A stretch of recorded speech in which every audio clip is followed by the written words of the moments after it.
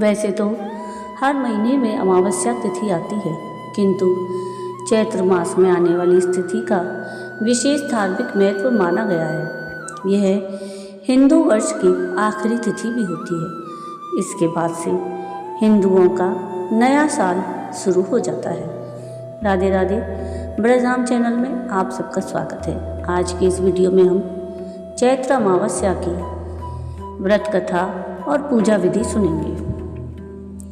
चैत्र अमावस्या के बाद से माँ दुर्गा की आराधना के 9 दिन अर्थात नवरात्र शुरू हो जाते हैं। वैसे तो हर महीने में अमावस्या तिथि पड़ती है, किंतु चैत्र मास में पड़ने वाली अमावस्या तिथि का विशेष धार्मिक महत्व माना जाता है।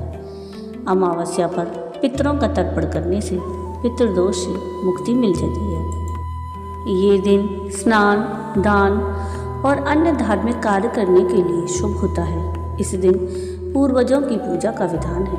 मान्यता है चैत्र अमावस्या का व्रत करने से पितरों को मोक्ष की प्राप्ति हो जाती है।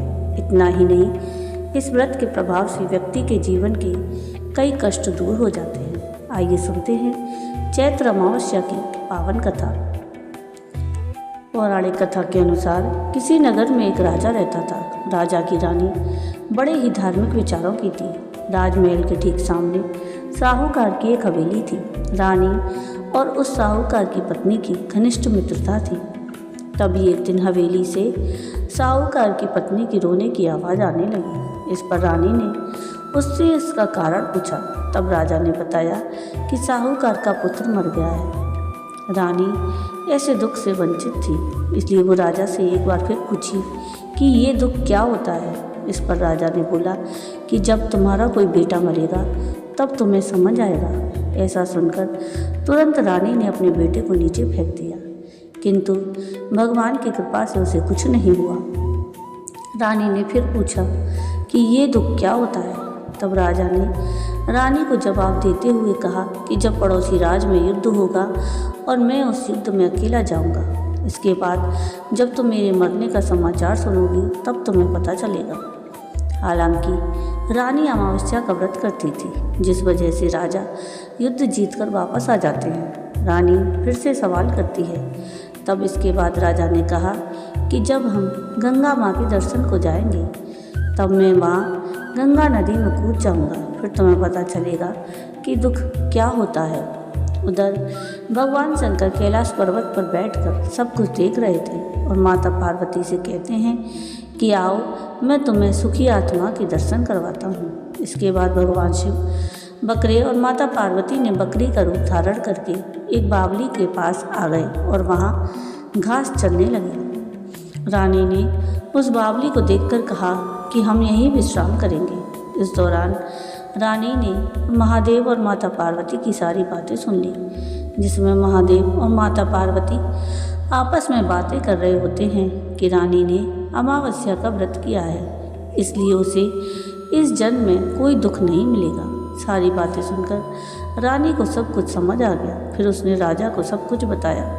ऐसा माना जाता है कि अमावस्या का व्रत रखने से इंसान के सभी संकट दूर हो जाते हैं। तो ये थी चैत्र अमावस्या की व्रत कथा। चैत्र अमावस्या को भूतड़ी अमावस्या भी कहा जाता है। इस साल 2025 में चैत्र अमावस्या 19 मार्च को मनाई जाएगी।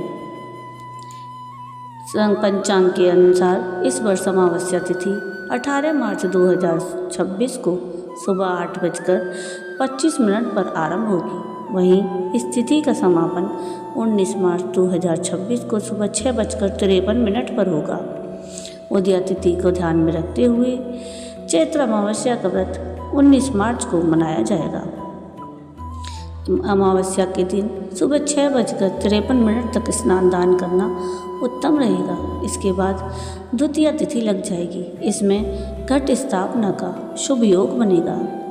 शास्त्रों के अनुसार अमावस्या के दिन पितरों को पिंडदान और तर्पण करने से पूर्वज प्रसन्न होते हैं और अपने वंशजों को आशीर्वाद देते हैं। साथ ही वंश वृद्धि के योग बनते हैं। वहीं इस दिन भगवान विष्णु और भगवान शिव की पूजा करने से जीवन के कई दोष शांत होते हैं। साथ ही अमावस्या के दिन पीपल के पेड़ की पूजा भी शुभ मानी जाती है।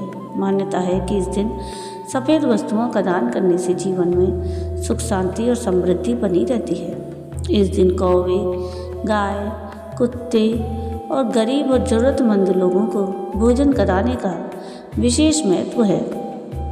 चैत्र अमावस्या की पूजा विधि में इस दिन सुबह जल्दी उठें और ब्रह्म मुहूर्त में किसी पवित्र नदी, जलाशय या कुंड में स्नान करें। सूर्योदय के समय भगवान सूर्यदेव को जल अर्पित करें। इस दिन पितरों की आत्मा की शांति के लिए उपाय किए जाते हैं। इसके लिए कई लोग अमावस्या पर व्रत भी रखते हैं। इस दिन किसी पवित्र नदी या सरोवर में पितरों की शांति के लिए स्नान किया जाता है और तिल नदी में प्रवाहित किए जाते हैं। जहाँ पितरों की तस्वीर लगी हुई है उसके नीचे के स्थान को साफ कर लें। उसके बाद वहाँ देसी घी का दीपक जलाएं। इसके बाद पूर्वज की तस्वीर को सफ़ेद चंदन का तिलक लगाएं और उन्हें सफ़ेद फूल अर्पित करें। उसके बाद भगवान से पितरों की आत्मा की शांति के लिए प्रार्थना करें और उन्हें खीर और पूरी का भोग लगाएं। ज़रूरतमंदों को दान दक्षिणा जरूर दें और ब्राह्मणों को भोजन कराएं। उनके पैर छूकर आशीर्वाद प्राप्त करें। अंत में पितरों को भोग लगाई खीर और पूड़ी को किसी गाय को खिला दें और प्रसाद स्वरूप उसे खुद भी ग्रहण करें। तो ये थी आज की वीडियो। आपको आज की ये वीडियो कैसी लगी मुझे कमेंट करके ज़रूर बताइएगा। और अगर आपको आज की ये वीडियो पसंद आई हो तो प्लीज़ इसको लाइक शेयर ज़रूर कीजिएगा और प्लीज़ मेरे चैनल को सब्सक्राइब कीजिएगा और कमेंट में राधे राधे ज़रूर लिखिएगा। वीडियो पूरा देखने के लिए थैंक यू। राधे राधे।